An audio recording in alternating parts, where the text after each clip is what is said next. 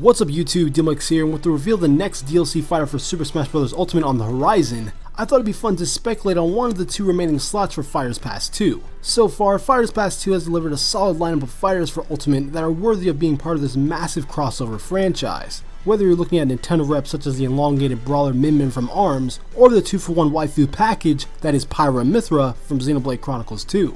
As well as Steve, whom originates from one of the most popular ongoing games to date, and of course Sephiroth, who's arguably top 3 most iconic video game villains of all time, alongside his evil brethren Bowser and Ganondorf.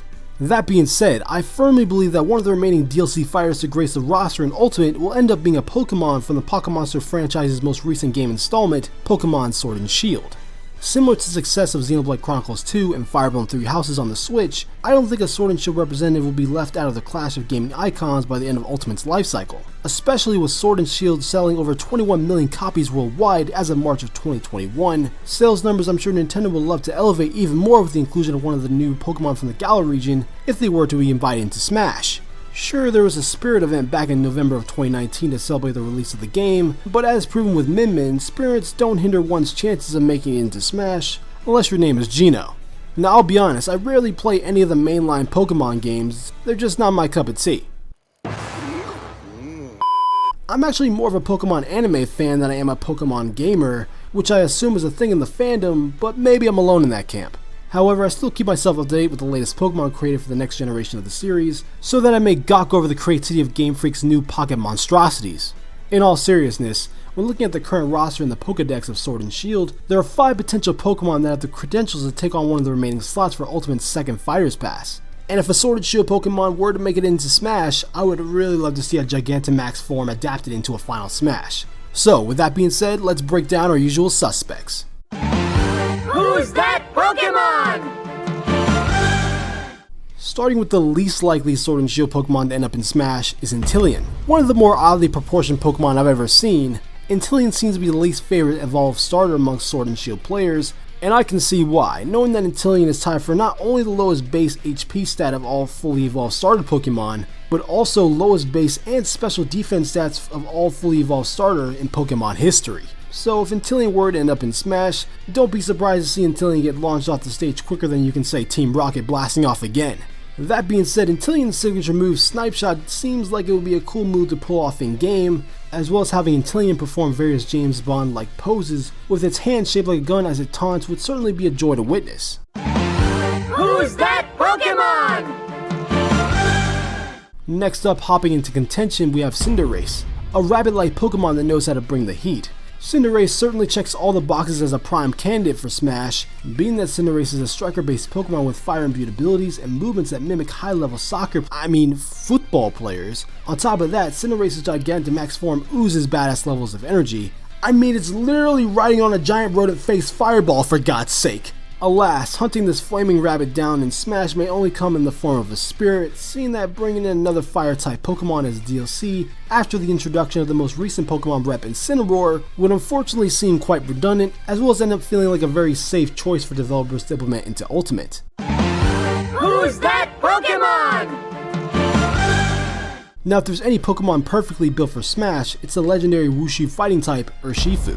Introduced in the Isle of Armor DLC for Sword and Shield, Urshifu would be an exciting choice if it were to be revealed as one of the remaining fighters of Fighters Pass 2, especially when you take in consideration Urshifu's 2 styles of combat, Single Strike style and Rapid Strike style. Single Strike style is focused on challenging one-hit power by closing in on foes and landing devastating blows with a hardened fist. As a fighting water-type Pokemon, Rapid Strike style is focused on defeating foes by raining down many blows down on them like a flowing river. The idea of having players switch fighting styles on the fly and getting another playable legendary Pokemon since Mewtwo would be a fun addition to the roster of Ultimate, as well as the possibility of 2 different Gigantamax final Smashes being unleashed depending on the fighting style chosen. But as much as I would love Urshifu to join Smash, unfortunately it seems Ultimate's most recent addition, Pyra and Mythra, has already filled that void of a character with a dual combat prowess, down to the difference in each other's movements, attacks, final Smashes, and even taunts. And I guess having a DLC character be DLC for another game just doesn't seem quite right or feel as deserving compared to the other Pokemon that were part of the base game from the jump. Who's that Pokemon?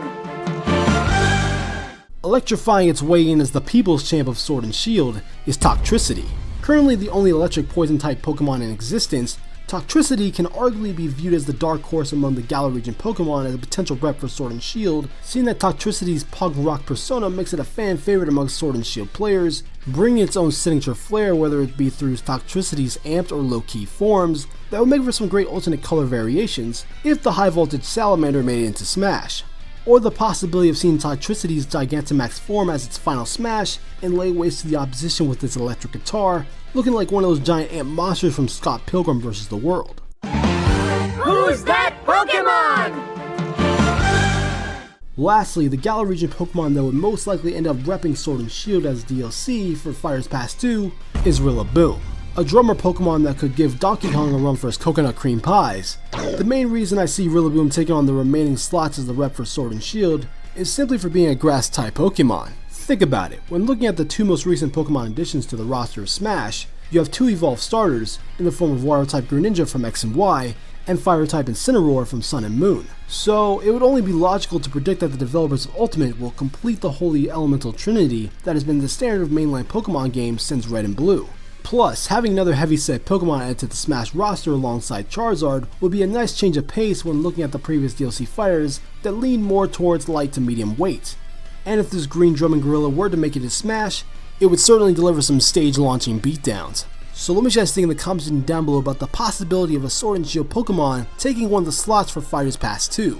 Do you think this reveal will happen during E3? Or do you believe no new Pokemon are going to be coming to Smash? If you enjoyed this video, make sure to hit that like button, it really helps me out. Subscribe for more content from me on Super Smash Bros. And other games in general on DMLX. I'll see you in the future.